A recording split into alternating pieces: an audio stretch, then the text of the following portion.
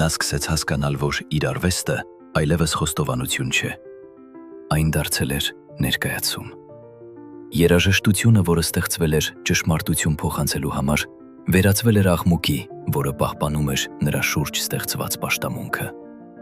Մի անգամ, հատկապես ուժեղ համերգից հետո, նրան տվեցին մի նամակ։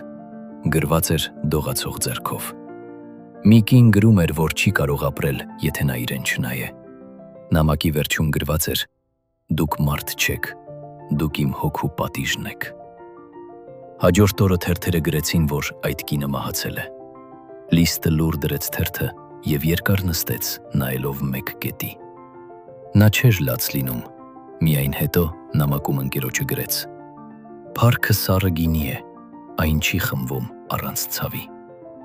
Այն երևույթը, որը մամուլը անվանեց լիստոմանիա, դարձավ ամբողջ դարաշրջանի խորհրդանիշ։ Այն իր մեջ ուներ ամեն ինչ՝ ազատության ծարավ, խենթություն, հպարտություն և անհատի պաշտամունք։ Բայց Լիստի համար դա մի թատրոն էր, կառուցված իր սեփական կյանքի հաշվին։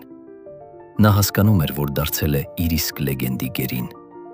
Որքան բարձր էր գոռում ամբոխը, այնքան ավելի լուռ էր դառնում նրա ներսի ձայնը։ Երբեմն գիշերները նա նստում էր դաշնամուրի մոտ առանց հանդիսատեսի։ Երաժշտությունը հնչում էր այլ կերպ, ավելի մեղմ, ավելի ցավոտ։ Այդ պահերին նա զգում էր, որ իր մեջ դեռ կա մարդը։ Այն տղան, ով մի ժամանակ պարզապես սիրում էր երաժշտությունը։ Բայց հենց արևը ծագում էր, նա նորից դառնում էր այն կերպարը, որը սպասում էր աշխարհը։ Նա դուրս էր գալիս բեմ, ոչ թե որպես մարդ, այլ որպես լեգենդ, որպես դև ստեղների մոտ։ Եվ նա ընդունում էր այդ դերը։ Այսպես փառքի խենթությունը դարձավ նրա նոր կրոնը։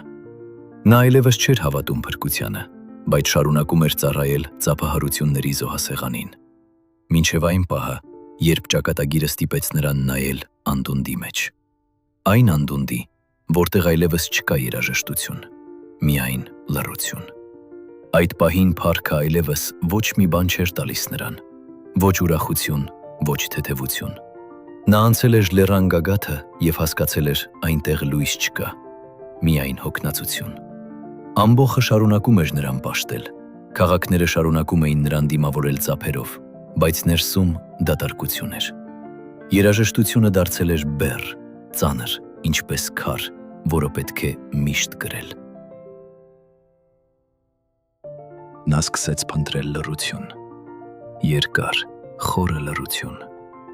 Սցենան, որը մի ժամանակ նրա հաղթանակի վայրն էր, դարձավ մի տեղ, որտեղ հոգին վաճառվում էր տոմսերով։ Երբ նա վերջապես թողեց շրջիկ երաժշտի կյանքը և տեղափոխվեց Վայմար, նրա շուրջ ձևավորվեց նոր աշխարհ՝